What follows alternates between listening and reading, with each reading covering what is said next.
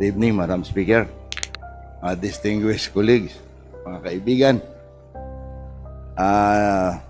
I rise today para po suportahan yung findings ng Ethics Committee na tuluyan ng paalisin yan si Miao Miao dito sa Kamara.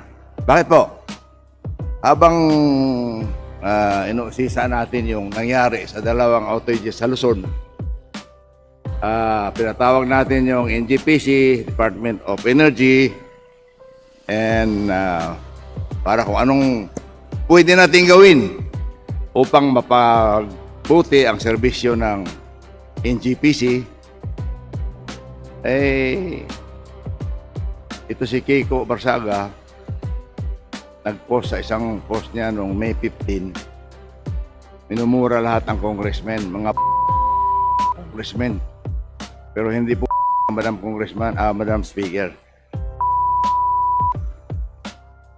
Hindi pa nakontento sa flood control, ninanakaw pa yung ating kuryente, kaya mahal ang kuryente. Itong administrasyong ito, ang ulo ng pananakaw ng kuryente. Nandito po yan sa cellphone ko, hindi ko lang may flash dyan.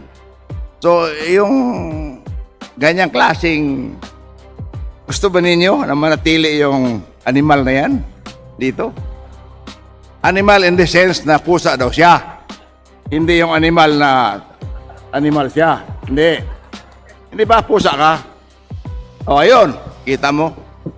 So, dapat kung maaari, maraming nagdedepensa sa kanya, hindi ko rin kayo mapigilan. Ngunit, majority po sa amin, Madam Speaker, distinguished colleagues sa NPC, ay sang-ayon po na patalsikin na yan at masakit ko mang sabihin, kaibigan kong matalik na kaibigan kong tatay. Kasama ko sa Natres, habang wala siya, ako nagpipreside sa Natres. Nung linapitan ako niyan, minsan, binigyan ko ng kunting payo, ngunit mahirap talaga payuan ang animal.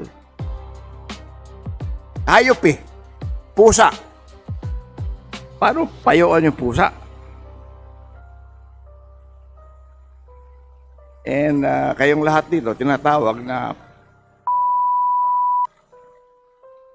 kung gusto niyo, nasa cellphone ko yan. Oh, May 15. Post ni Barsaga. So, wala akong magawa. I have to endorse. Dalawang GCA po sa kongresong ito nag-i-endorso na i-expel na yan.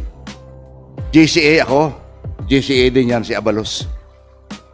So, pasensya ka na, Kiko. Ikaw ay kung ganyan man lang ang tawag mo sa amin, pasensyahan mo na. At kung gusto mo, may galit ka sa akin, may galit ka kay Chair Abalos, sabihin mo lang sa amin, anytime. Di ba? Para at least, huwag na tayo dito magirian. Pero huwag mong palabasin na lahat ng congressman, nilagyan mo pa ng buhaya yung post mo, na ang lahat ng congressman ay sinusuportahan. Majority Leader.